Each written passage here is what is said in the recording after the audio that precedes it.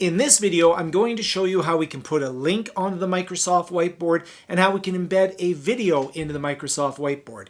Now, there are a couple of little tricks that you're going to need to know, so let's go check it out. Let's take a look at two new features for the Microsoft Whiteboard for the web and for the iPad, but not for the Windows application, and that is links and videos. So here I am on Microsoft Whiteboard for the web.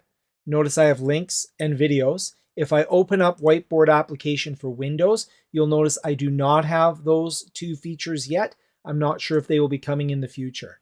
If I go to my iPad, you'll notice I do have the ability to do links and videos.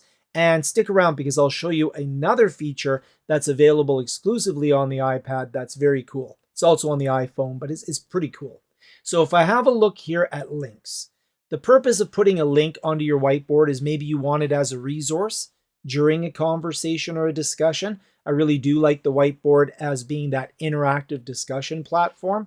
So I'm going to go to my blog, and maybe I want to reference this blog at some point during our conversation. I'll go ahead and I will paste that in, and you'll notice that it now pastes a preview of that blog here, and you can see it. One of the tricks that I also will use quite often is I will go in and reduce the size of my canvas. I'll move that off to the side so that when I begin the conversation, you'll notice it's not here. And then if I need to bring it into the conversation, again, I'll just come in and I will bring it into the conversation. You can do that with the scroll wheel as well.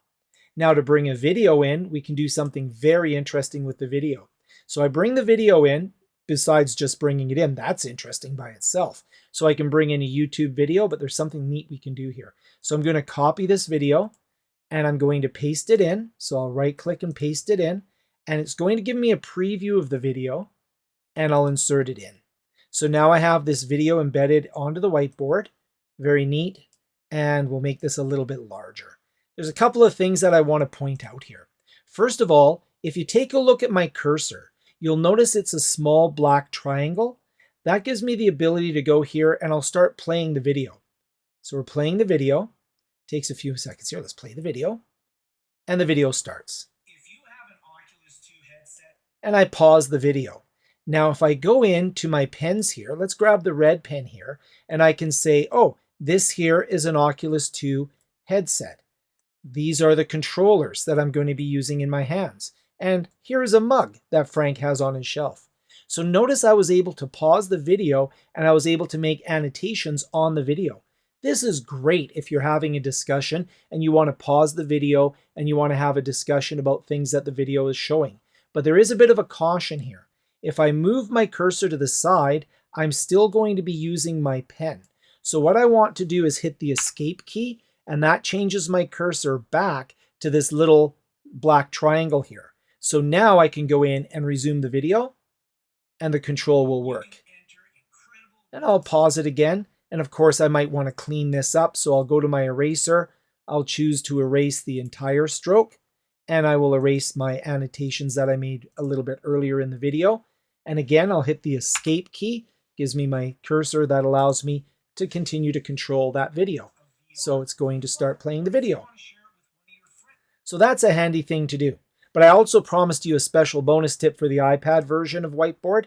So here I am in the iPad version of Whiteboard. The same things apply. So I'll just go and show you. I can do a link and I can go ahead. I won't do an actual link. I can do a video so you can see that I can embed those as well. But a neat thing that I can do is in the iPad, if I go to the images, you'll notice underneath images that I can get images from my photo library. I can take a photo. I can choose files.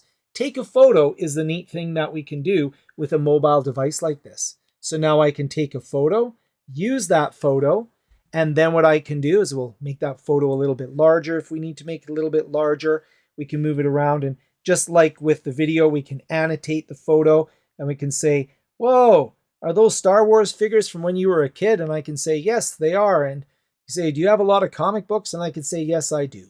So you can see that is in there as well. So that's an iPad. With the actual web-based app, if I go into images, I can grab images from my device, and I can also search out Bing images as well. So we have a lot of different options there for images, whether we're using the web app or whether we're using the iPad app.